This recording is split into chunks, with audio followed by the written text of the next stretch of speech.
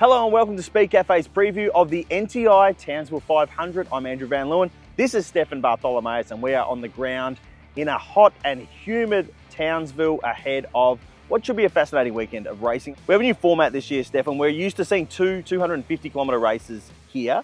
It's been changed up a little bit this year. It's sort of a hybrid of that and the Super 440 format. So we have a Friday race that's 100 kilometres.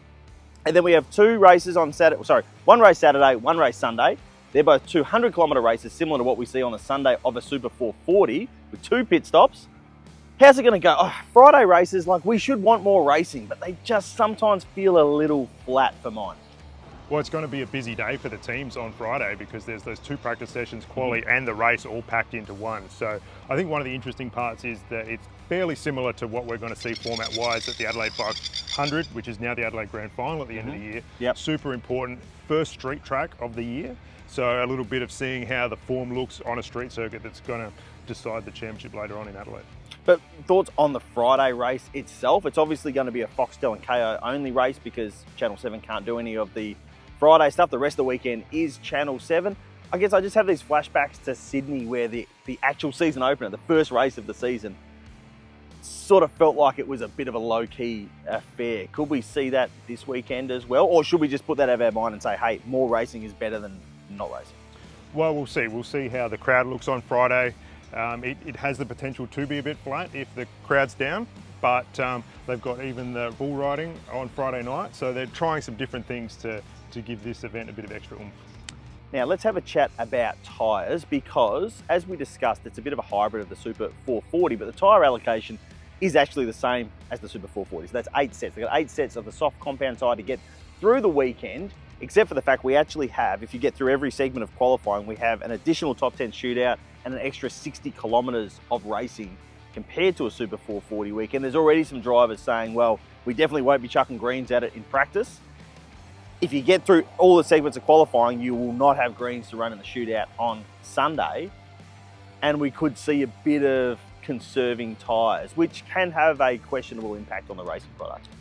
Yeah, and then there's the element of if you have trouble in one of the races and don't actually use 2 sets on a Saturday race or whatever, then you could have some more in play for the end of the weekend. But we'll see. The Sunday shootout feels like a long way away. Good problem to have if you get that far and get into that shootout and end up with no new tyres. But yeah, really starting in practice, a good little advantage for those rookies, the first and second year drivers that have an extra set to play with there. So we might see some rookie drivers going well in practice, but benefiting the teams too, because if you've got someone like a Ryan Wood who's second year who has an extra set, and then Chaz can look at the data from that, that seems to be benefiting some of these race teams. Because otherwise you're rolling out in qualifying on a green tyre with no idea how the car balance actually is on fresh rubber. Yeah, and again, at the first street circuit of the year where it's super high commitment in qualifying. So yeah, we'll see how the teams play it starting on Friday. Having just talked about an element that could potentially shake up the form a little bit, let's talk about what we think the form might be.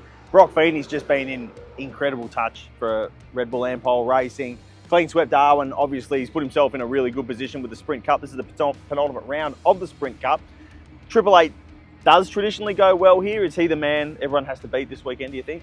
Well, the week of PR activity started with a psychic crocodile here in Townsville predicting a Ford victory. And I don't know about you, but I don't like disagreeing with crocodiles in this part of the world. So I might also lean that way too. I mean, last year we saw the Ford guys really quick.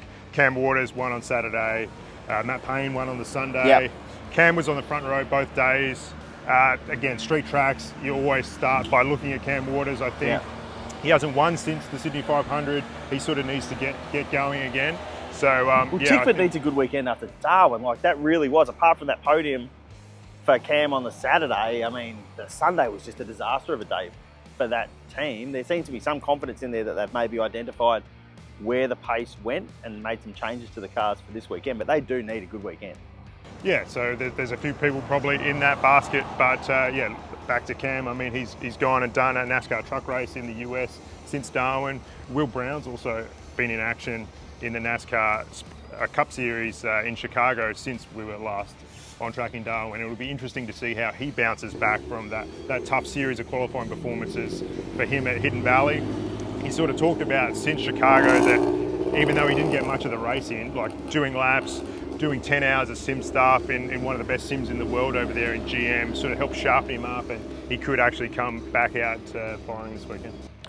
And it is the penultimate round of the Sprint Cup, as I flagged before. Brock Feeney has a decent old points advantage there. He can actually wrap it up this weekend, can't he, if everything really went his way?